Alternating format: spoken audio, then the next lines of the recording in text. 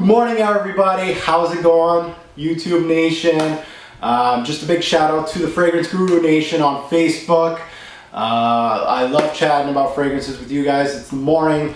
I'm kind of in like a gym attire here. I'm kind of slouching out, and I just wanted to do a small video, informational video on my channel. I've been dying to do this video, and I'm just bypassing it from season to season. I really want to do this video for the channel itself. So if you're checking out this channel for the first time, it's good to sit down and see what you think, how I grade fragrances. So today, as you see from the title, it's going to be my rating system on my fragrance reviews and what the numbers actually mean. That's going to be the intro of this video.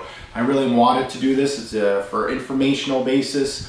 When you see my videos, maybe you'll have more of a grasp of what I mean by my numbers, my rating system at the end of my videos.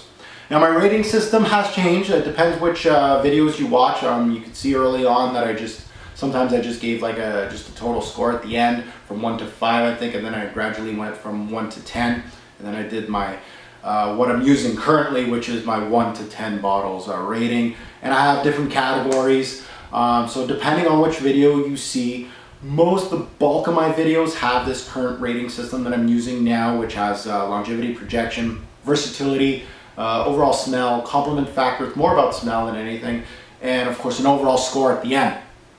A lot of you that have been with me know basically what I mean, the gist of it. But if you're new into fragrances or you're new to my channel, this will be great for informational purposes for my reviews. So let's get into it. I'm going to let you guys know the bare bones of my rating system. So I rate a fragrance on projection and longevity. I think those are really good categories to know. Versatility, also very good to know, especially if you're looking for a signature scent. Usually I mention that it's signature scent worthy, that you're able to wear it all the time. Overall smell is a very important category. I rate it from 1 to 10 and give you what that basis is, and of course an overall score on the actual fragrance. Some people in the past have mentioned that my rating system is flawed.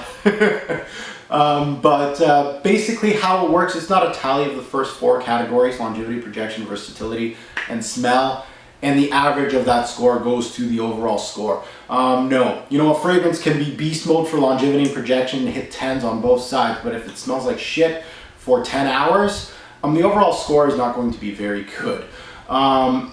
Sometimes, I've been tweaking my rating system, but currently my scoring system, I'm going to let you guys know what the numbers actually mean behind them. So first, let's take a look at projection. That core category is basically self-explained. I'm going to give it a higher score for projects for beast mode. So if it's a 10, it's beast mode. That means it's going to project quite a bit. People are going to smell you for several hours in. So you're going to get a 10. This thing is not going to go away. You're going to get a scent cloud, and people are going to smell you quite a bit. This thing is potent. A 1, of course, from my testing, if I give it a 1 or a really low score, that means it doesn't project very well. So come to expect that this fragrance is, as far as projection goes, not going to project. People are not going to smell you from like a while. They got to be like right here. Hello, how are you? I can smell you from here. That's usually what that score goes from. So you can gauge what my score is going to be from 1 to 10, and then it'll kind of tell you what, from my testing, this fragrance projects fairly high or fairly low on my skin. That's basically it. So a higher score might be good for you. It depends on your taste, right? If you want a fragrance for work, let's say, you don't want a beast mode of 10 as far as projection goes. Yeah, you kind of want people to smell you, but you don't want to be that guy in the office. So when you see my reviews as far as projection go, maybe you're going to look at a fragrance that has like a 7 or a 6 or an average score as far as projection goes. And that's what those numbers really mean as far as projection. 1 to 5 is very, very, very low. And then if it goes any higher than 5, if you go, like average is 6, 7, and then of course 8, 9, and 10, and so on, are going to be your high beast mode fragrances as far as projection goes. Same thing for longevity. Again, 1 to 10, depending on the hours it gives me. Sometimes I'm going to give a score of let's say it goes for 3 to 6 hours on my skin. That's what I say in the review. You know, most testings, you know, it could have went from, you know, it could have lasted on my skin 1 to 2 hours. But most of the time it's 3 to 6 and it gets a score of a 5. But you see in some of my reviews that I say 3 to 6 and some fragrances get a 5 or some get a 4, but it's same 3 to 6 hours. That's basically meaning that it got less longevity. 3 to 6 is your average. But as far as longevity goes, it's more on the 3 to 4 than the 5 to 6 hours. So that's really why those numbers kind of change from review to review. But longevity, again, same thing, score 1 to 10. If it's really weak, you know, 1 to 2 hours on my skin every single time I wear it. Doesn't matter how many times I wear it or how many sprays I wear, or you know, any situation, if it's cold, if it's hot. This thing is not lasting on my skin. It's going to get a 1 or a 2. And then 10, of course, usually a 10 is reserved for fragrances that go 9 plus or 10 plus hours on my skin. So that's longevity. Again, these scores are really, they are part of the overall score at the end, but really they aren't the meat and potatoes, I'll say, as that overall score. I'll see if a fragrance is supposed to last 6 to 8 hours on my skin. That's what I'm looking for a fragrance, so it's worth your money. So that's how that score goes to, but I don't really take that much weight into that in my overall score. Versatility, I think, is a really something that's, it depends. Again, it's not a huge factor in my overall score either. Versatility can go, you know, like stuff like Acqua di Gio and like Blue Purum and all these top sellers out there in the designer game. They're going to do very good in versatility just because they are made to be versatile. You can wear them in the office, you can wear them during the summer, even winter if you want. They're very versatile fragrances. They're going to get a high score for that. But then you got fragrances like Black Afgano that are absolute stunners, but versatility is not going to do very well. I'm not going to wear Black Afgano in the office, or I'm not going to wear it every day per se. So it's not going to get a very good score in versatility. But when I look at the overall score, Black Afgano is going to get a perfect 10 and Acqua di Gio might not. It depends. But versatility, again, how versatile is the fragrance, and it'll give you a score from 1 to 10.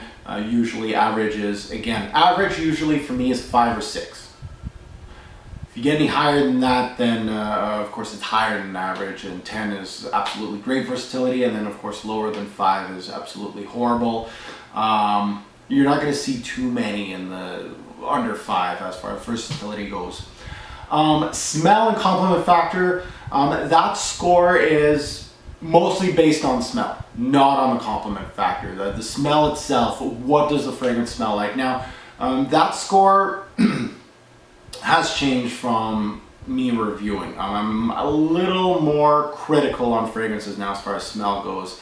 So you're going to see variance in the scores, but that score, of course, is going to be huge for the overall factor in the fragrance. If it smells like shit, it's gonna get a really shitty score, obviously. Longevity and projection really doesn't have a huge factor on it, like I said earlier. So smell, again, average 5, 6, 7, and then, of course, higher or lower smell. And then my overall score at the end. Again, my overall score, I'm gonna look at those factors, the longevity, projection, as far as this fragrance goes, versatility, and the smell, but the overall score is what I think about the fragrance as a whole. You know, I'm spending $70 on this fragrance. Is it hitting all these check marks? And where am I going to put it in the scheme of things? You know, as far as longevity goes, do I want this fragrance to last 10 plus hours? Is this a fragrance that I am going to work for 8 plus hours? I want it to work for that long? Yes, I do. Is it doing it? It's not, it's going to dock some points. If it is, it's great. I'm going to put some marks on it. Projection, again, if I think it's going to be a work scent, I don't want it to be beast mode. If it's beast mode, I'm going to dock some marks on it. But if it is actually work appropriate, then it's going to get a better score, of course. And then versatility, of course, that comes into play also, and the smell itself. Is it unique? A lot of things factor in the overall score, and I just want to let you guys know the first 4 categories do affect the overall score, but I'm not averaging those first 4 into the last one. So that's how it works. My overall score, as far as scheme of things, as far as what you want to look into if you do trust my nose, of course 5 and under is 5 is more my average point. 4 and under is I really won't wear this fragrance ever. 5 is average, 6 is a little above average, 7 you're getting into the better fragrances, 8 I'm thinking this is, you know, one of the better ones out there, 9 is outstanding, and 10 is, of course, you gotta check it out. And I think it's a classic, or I think it's great for anybody out there, and I do recommend it. Usually my 10s are recommended. So that's really my rating system as far as me explaining this rating system. You guys, this video is for the comments below, or for either if you have questions about my rating system, anything at all as far as the rating system goes, comment down below and I'll answer those questions for you, and it kind of explains where I'm coming from with my scores.